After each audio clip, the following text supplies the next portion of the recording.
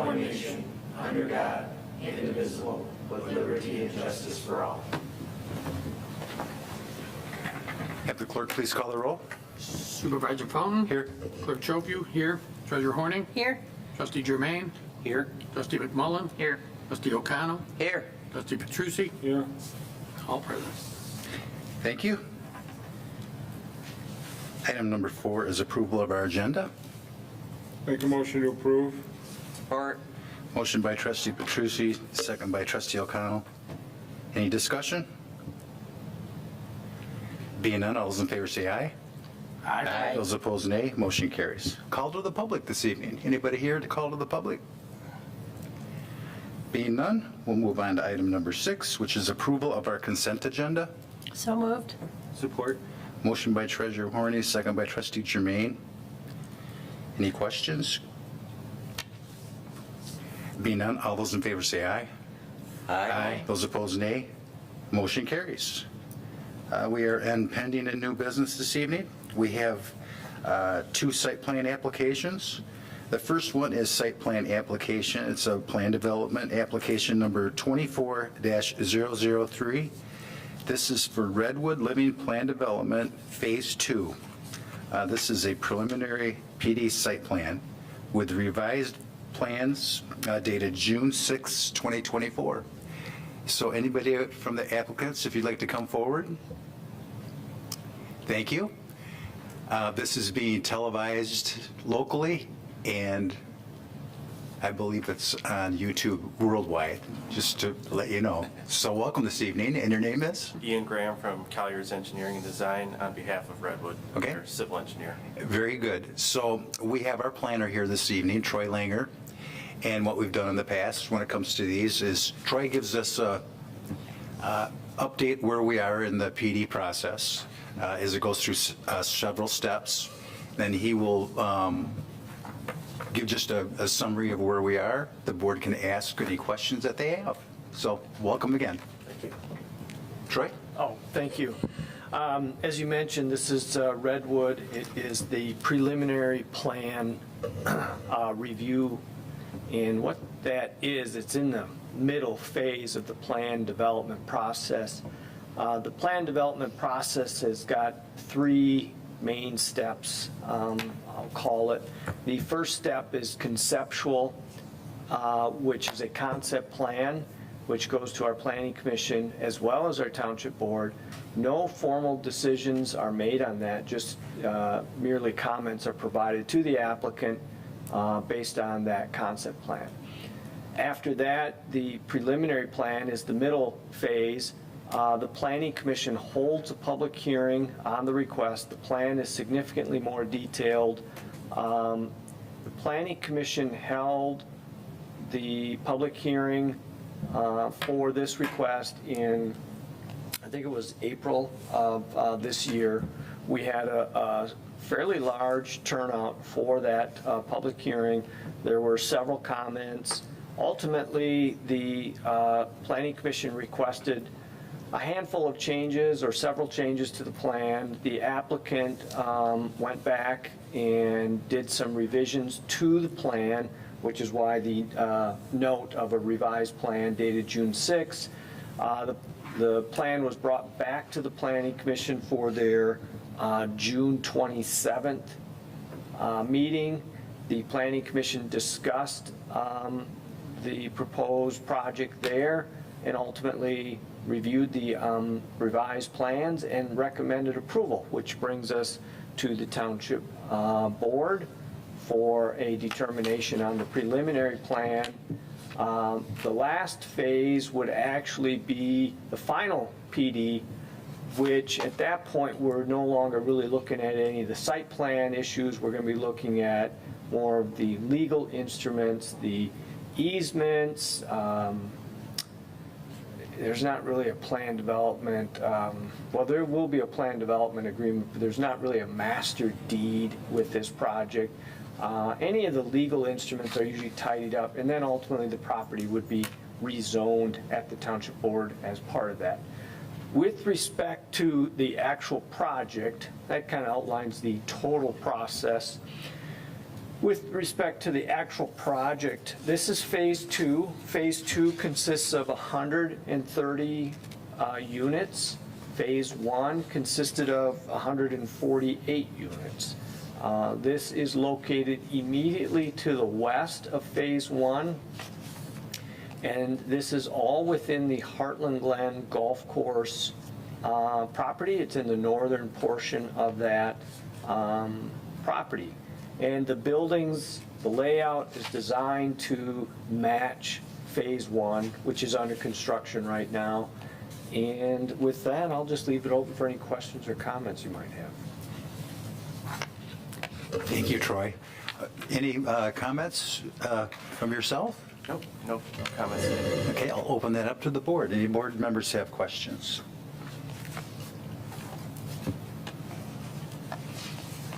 Troy, I happened to watch the your meeting when you approved it. All of the concerns that the residents had on that west end have been met? Well, I can't say all of the concerns. I mean, some of the things that some of the residents wanted to do weren't practicable. They wanted a solid fence all the way around the project, or they wanted a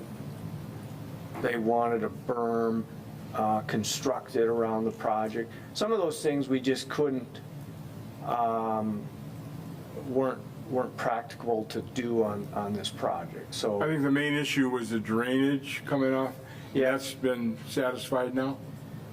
Well, we haven't gotten to the full-blown engineered plans at this stage, but I'll let the applicants, he's an engineer and he would be designing it, he's probably better suited to comment on that, but I believe that was the case. We filled some gaps in landscaping to help better screen. We moved some of the units around. We had a fence issue that we changed from white to tan to kind of blend in. There's a sign question. They're actually doing some off-site signs, and we worked with the applicant on that stuff. So, yes, all the comments that the Planning Commission had and that the Planning Commission could address of residents' comments were dealt with. And the only thing I'll add is, I know one of the big concerns from the public was a connection from Redwood out to the people that live to the west. We're not proposing any connection. And then as far as drainage, everything will be managed on site and reviewed and approved by the county as well as Eagle. We will require an Eagle permit for this project. So it'll all be under their review and approval.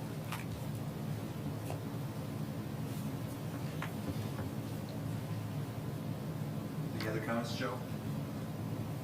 Any other comments? No, I'm fine with that. Summer, do you have any comments from the Planning Commission? I'm good. Okay. Any other board members?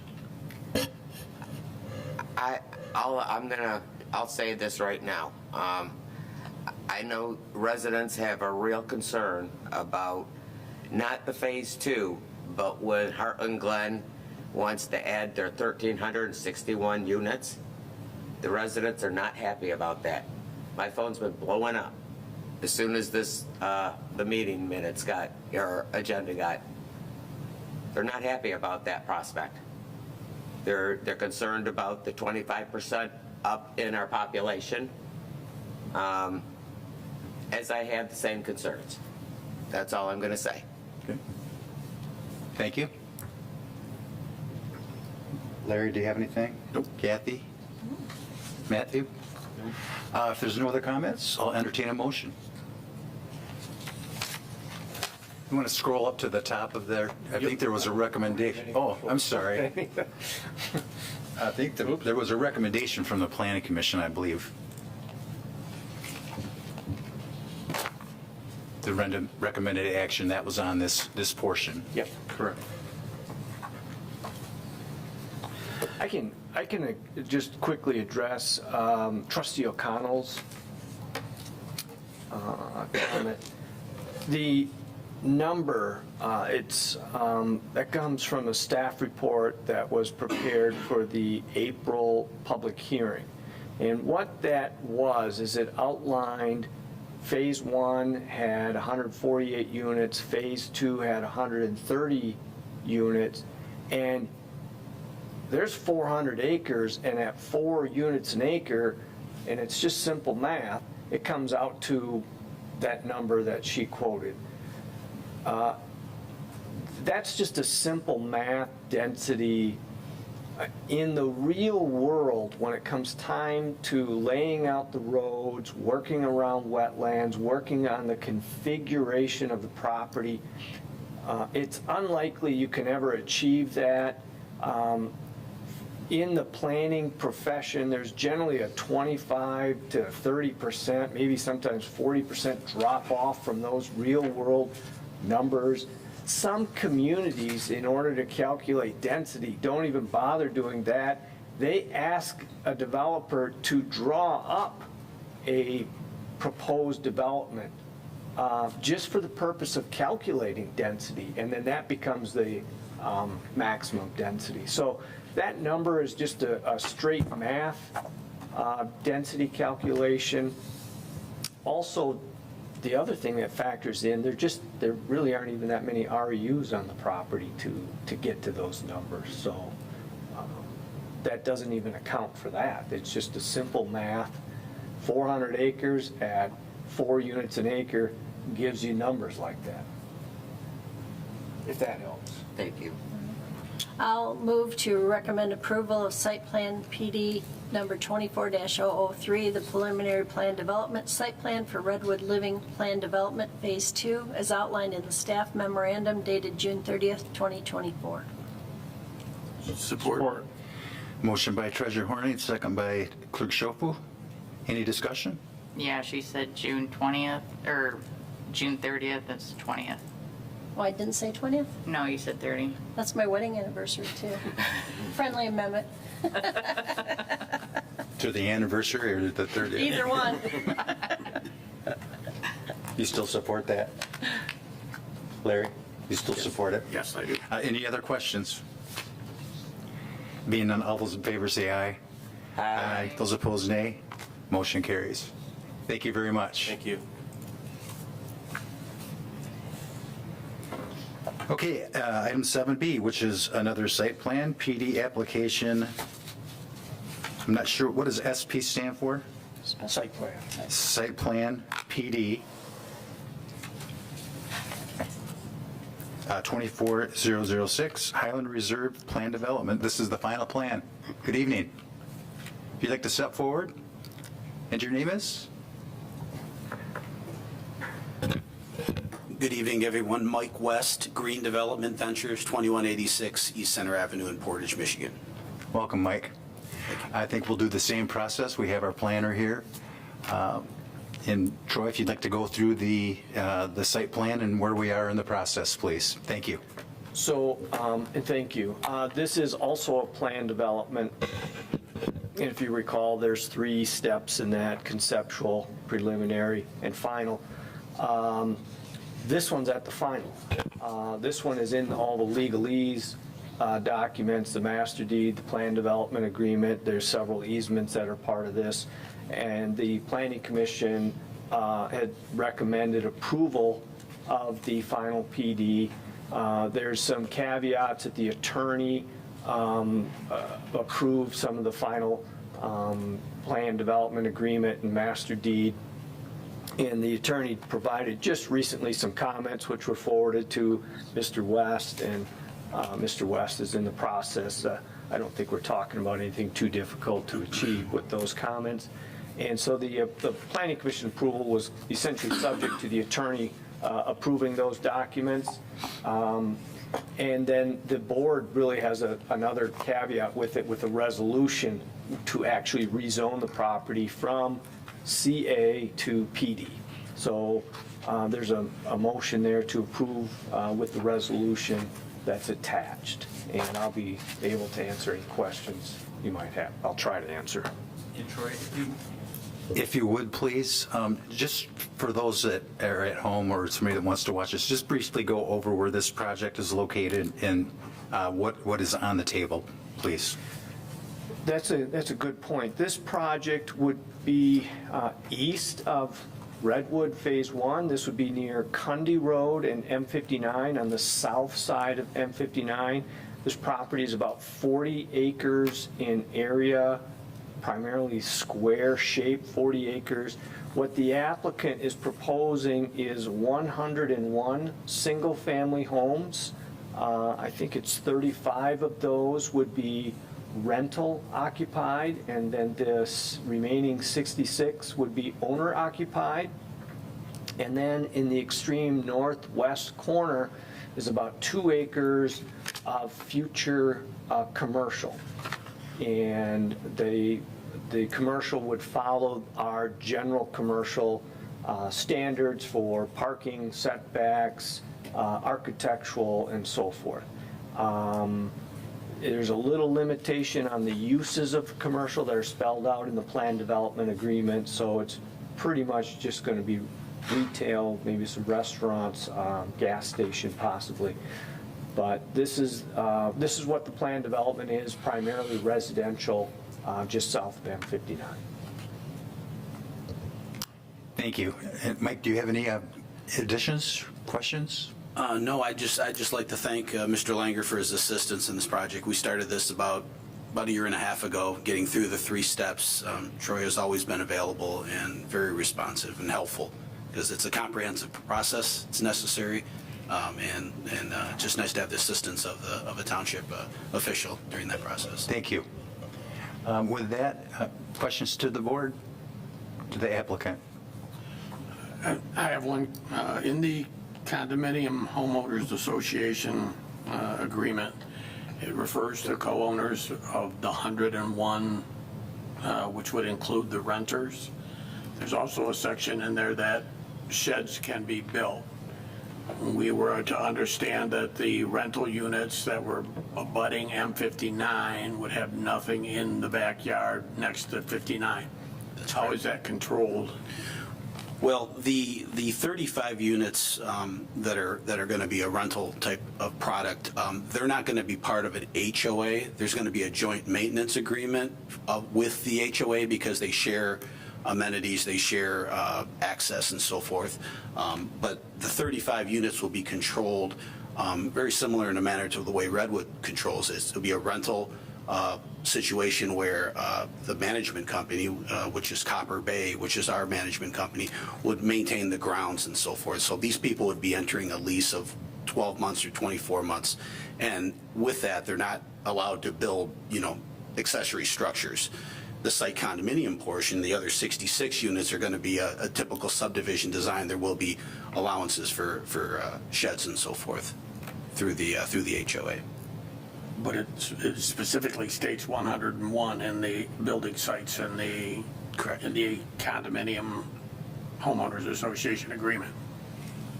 But the 35 you're saying are not part of that agreement? Well, they're not part. Let me see. I They're got to part of look the at these. maintenance agreement. I'm sorry. You said they're part of the maintenance Can you agreement. reference Correct. what page you're looking They're at? part of the maintenance agreement. No, I don't have the page number. It's just the first page of the Exhibit A.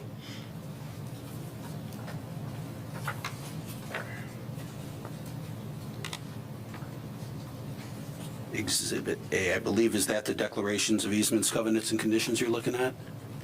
Pardon? I'm sorry. Are you looking at what document are you looking at? Yeah, I'm looking at the actual Highland Reserve Condominium Homeowners Association document.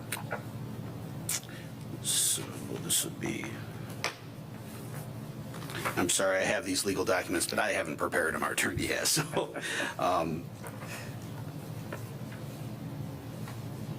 Exhibit A. So you're looking at the condominium bylaws, 101. I mean, I Yeah. just want to make sure that those units on the M59, facing M59, don't wind up with Correct. accessory structures in the backyard that are on 59. Yeah, and I can confirm this. I know we're currently going through the review with the township attorney. He's provided some comments. We've amended those, but I'll double check with our attorney. Okay. The township attorney still has to approve it, but there will be no accessory sheds allowed on any of those 35 units. We're going to be controlling them, and Okay. people are going to be there for short terms, sometimes they're there longer, but they're not going to be building accessory structures. I can comment on that a little bit, not so much from the master deed standpoint, but from the site plan. And I don't know, Mike, if you can pull up the actual site plan, but if you look at how they're laid out, the actual owner-occupied units, they look like lots, and they have setbacks around the perimeters of them. So they have a building envelope for a house, a deck, a pool, or an accessory structure. But where the rental units are, it's like a building pad, and their house has to fit in that. And then any accessory structure has to meet a 10-foot setback from the, there's just not a, unless they did an unusually small house, but there's just not really, their backyard, or what looks like their backyard, is really not even theirs. It's, I can't even call it common space, because it's not common space in a condominium development, it's common space of a privately managed property.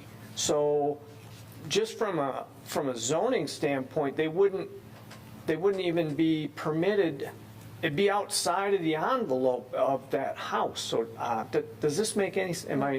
No, yeah, I'm without me being able to- looking at the map. I know what you're saying. It just looks like there's enough. Again, if they have to stay in the pad, which is the yellow square on the map, Yeah. then I understand that, okay? But if there seems to be a lot of room from behind those homes to what I'm looking at as a buffer at, Yeah. before you get to M59, there looks like room there for a yard. So if that's my concern, that spot doesn't wind up with accessory structures.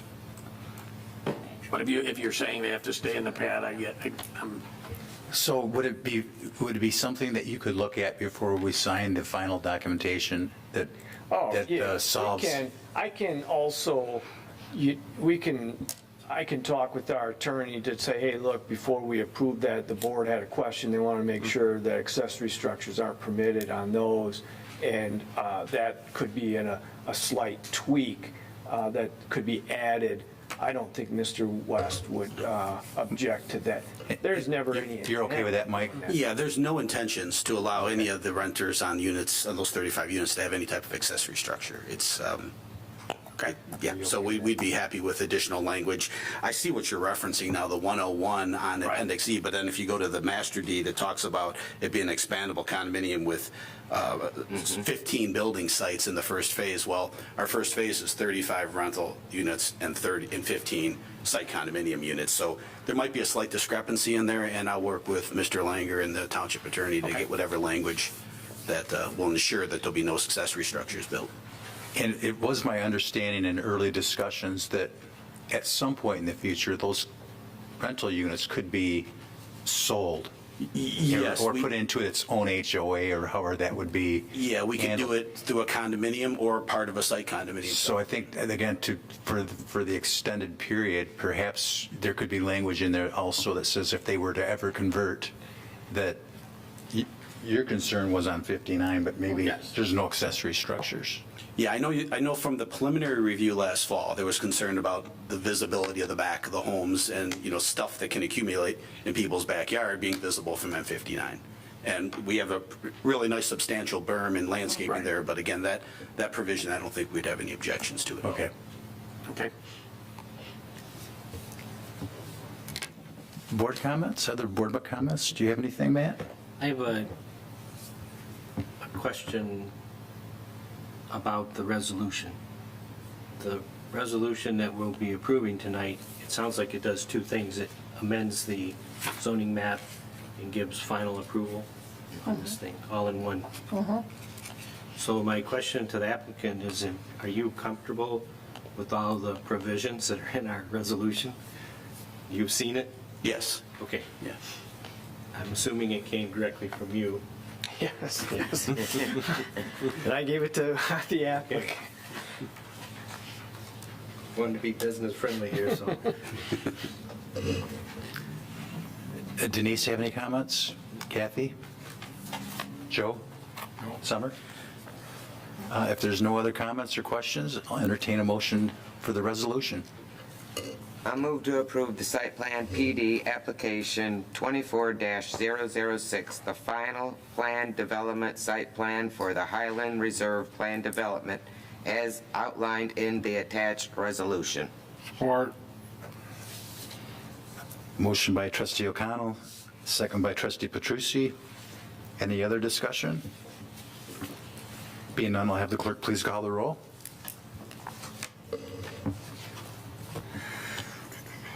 Treasurer Horning, Yes. Clerk Schofield, yes. Trustee O'Connell, Yes. Trustee Petrucci, yes?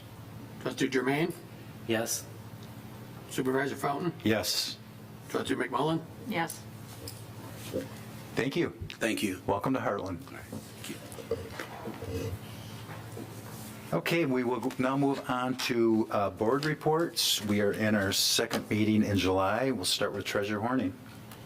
The farmer's market this Saturday is Christmas in July at the Rural King parking lot, 9 to 1, giving out free ice cream to kids and adults, all ice cream lovers, and just a lot of fun. And the market is full. So we And- have 30 vendors, What's the time of that? 9 to 1 on Saturday. Okay, thank you. Trustee Jermaine? I only have one request, and that is that when we come to our budget for next year, would it be possible for the township to reevaluate the contract we have with Hero? We are finding that the expenses are finally catching up and our income is not keeping pace, let me put it that way. And the township provides the majority of our funding. When you look at our entire budget, Joe, it's at least 50%, I would say, depending upon the number of grants and other things that we get. And I believe since Hero started about 11, 12 years ago, we've only had about a $2,000 increase over that period. So I believe we signed a 3-year contract and we're probably in year 2 now. But it would be very helpful for that organization. I won't be here next year, but I wanted to throw that out as something to consider. That's my report. Okay, thank you. I think that would be good for the senior center at the same time. We're under the same contract and we service 400 or 500 residents through the senior center. So I think both of them would be good opportunities to help our community. And I believe several of our surrounding townships They all contribute, so maybe we could do the howdy round with them as well. We do. Okay, I go to all the meetings with them. very good, thank you. Trustee O'Connell? No report. Trustee McMullen? No report. Trustee Petrucci? Yeah. Some members of the committee for the memorial and some township officials visited Fenton Memorials last Thursday. We had several questions with regards to the monument before it was ordered, such as the image on the main part of the monument. Should it be in color or should it be shaded, black and white? We came out of there with some good ideas. Another question we had was the service emblems. There's now 7 services, and so it's an odd number. What Fenton did is they put them all in one row. I really didn't care for that too much, the way they had it, but what they suggested, which I thought was a great idea, was making the 8th emblem the Heartland Township emblem and dedicate that to the residents who volunteer all their time for a better community. There are so many organizations we have in this township that people volunteer their time for. It would be nice to recognize that. So I thought that was a great idea. I think the committee did too. So that would even it out on 4 on each side. But I think that Mike is going to have a lot more to talk about when we get to his management report. I just wanted to mention that to you. The concrete came in at a really good price. We thought it was going to be a lot more than it did. And I don't know, Michael mentioned that as well, but we're moving forward with it, and that's all I have to report right now. Thank you. Clerk Schill. Just want to give a brief update on the election. Today is the 14th day before the election. If you are going to register to vote, you must come into the Township Hall with proof of residency. You cannot do online registration during this 2-week period before the election. I do want to reiterate that this is a open primary, which means the Democrats and the Republicans are holding their own primaries on the same day. When you're voting, the Democrats are on the left side, the Republicans are on the right side.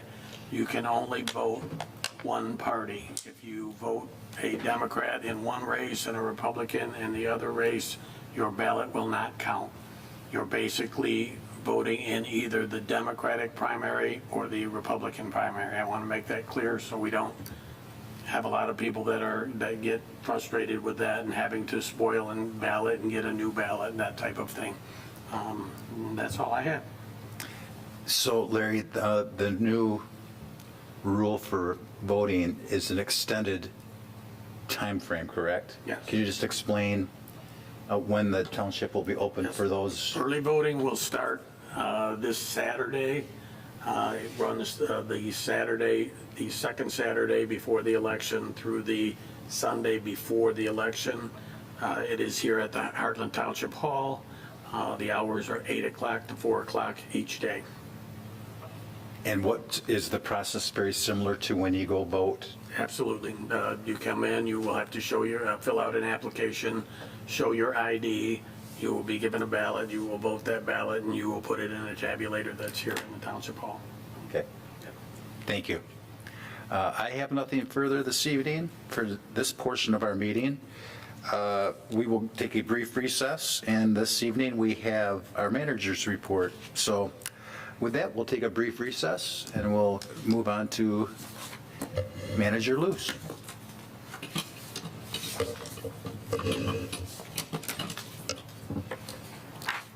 And we are on, you are on.